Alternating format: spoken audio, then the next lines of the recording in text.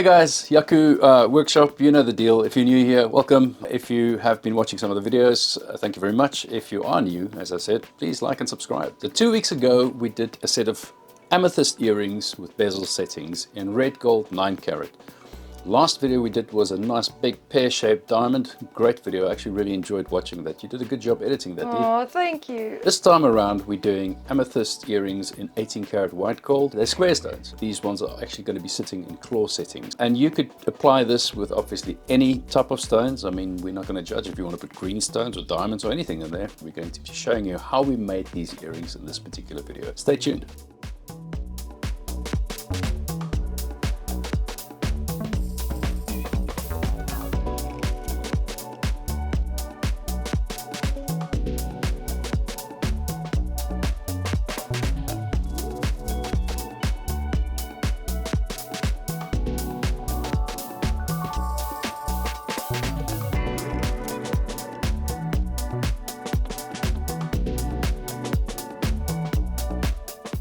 I'm using a doming punch, and I'm not sure if it's called a doming punch in the UK, because as soon as I arrived from South Africa to the UK and I asked people about tools, I come to know that things like this, which is a flexible shaft in my head, was called a pendant motor here, and I've been told by several people things like sandpaper is called wet and dry. What I use is a doming block in my head, and if you know what it's called in your country, please let me know and tag your country as well, so I've got an understanding of what's going on with the tools around the world. It's quite simple. You just take your tweezers and hold the stone above it. You don't want to see any excess, you just want it to be exactly on top of it. So there's different ways to get to the actual plate as well. Like I've mentioned before, we've got a plate construction video which would have worked perfectly, and you could have just taken this whole punching episode out of the equation.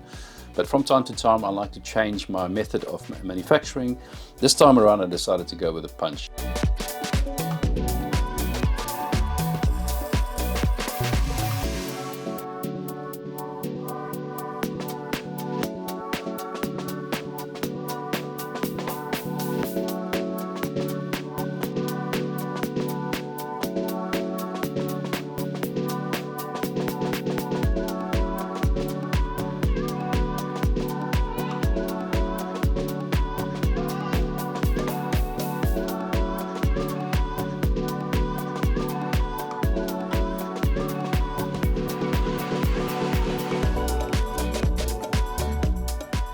I'm forming the round tubes into a square shape. As I'm going along with it, you're going to have some distortion because obviously it was a round tube that's now being forced into a different shape. So make sure that you anneal it enough. It's going to tend to want to stretch and bend, so give it more annealing. Make sure your metal is nice and soft, and go slow.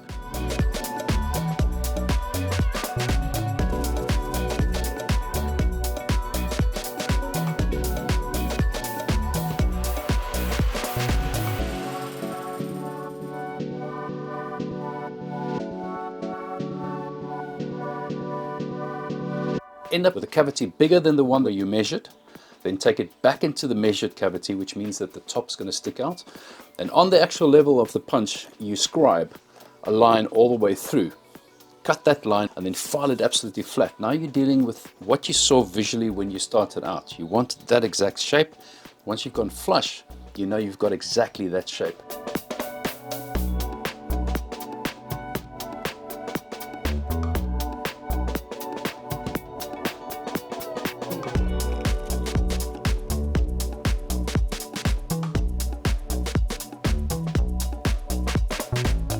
Now the bottom is still too long, the top is absolutely flat because you just flatten it up to the actual surface, which gives us a perfect line to start tracing. We need to see how deep the stones, where the stones are going to lie. So if you're pressing this, putting the stone on top, you need to measure exactly where the stone's bottom is and go slightly lower than that. Take your divider and mark a little line.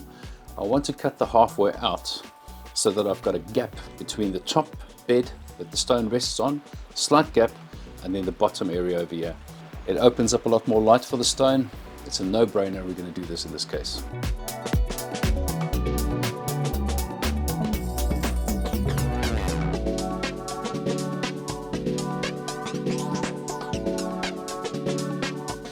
I cut only the one side and the other side open, which means that I haven't cut all the way through. This corner and that corner is still there. This side's open, that side's open, and I clean that up and make the first groove so I can put the wire on.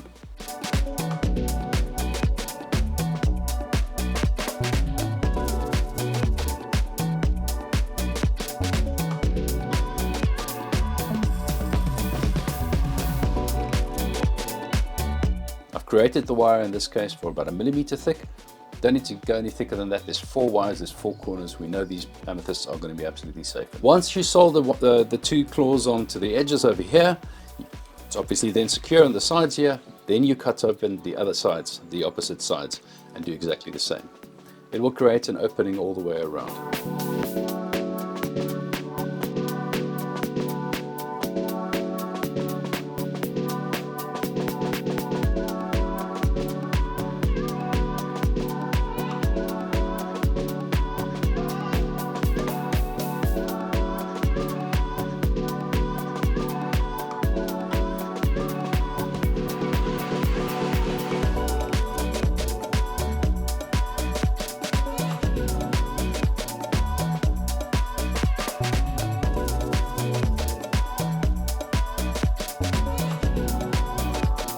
Taken my square setting and removed a little bit of the metal so that my pins sit slightly in, which means that if my stone sits exactly on the setting, these pins are going to be slightly in the way.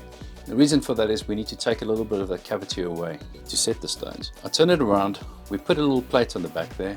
You don't need to go thinner than 0.7, 0.8. Center it. Put the pin in. The pins are about 10 millimeters long. That's usually what I do, unless the customer tells me differently. And then I use a little cutter. Just gently clamp it and turn the earring.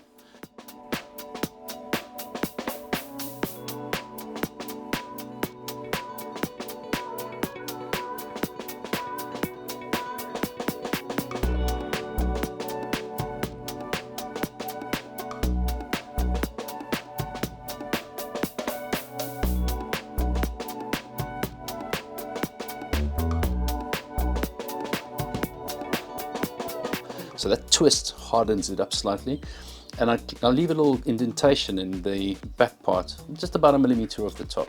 So when you put the push pins or the scrolls, or what we used to know again as butterflies, when you pop those over, it has a little point where it can connect. The cleaning of the job becomes much easier if you make sure that your item in each stage is cleaned before you start the next stage of the manufacturing. Now, it's only set work that needs to be done. When you got little square or sharp points on a stone, they tend to break quite easily. They do on diamonds, they definitely do on emeralds. Amethysts are no exception whatsoever. Safe thing to do is create a little ball phrase cavity into the wire itself where the point is going to be reaching. When you're folding the claw around, let there be a little cavity to protect the point. And be careful, because they are sensitive. All we need to do is to hold that stone down on the little bed that you've created. Just lightly clean up where you've done the most recent stuff, and it's a simple joy to then polish it up. We haven't done the set work on this one either. We are probably going to do a video on setting 100% on its own, and we're going to try and bring setting into the videos as well. I know we've had questions and suggestions about that. As per usual, they had to go. They're very simple earrings to make. If you're just starting out, because it's claws, don't be afraid. You'll be able to make a beautiful set of earrings as well. We do have a communication sort of like platform that runs through to Instagram, Yaku the Jeweler, and you can Instagram direct message us over there if you've got any questions, or you can just comment on the comment section. Until next Sunday, and why? Because we post videos every Sunday. Thank you very much for watching. Cheers.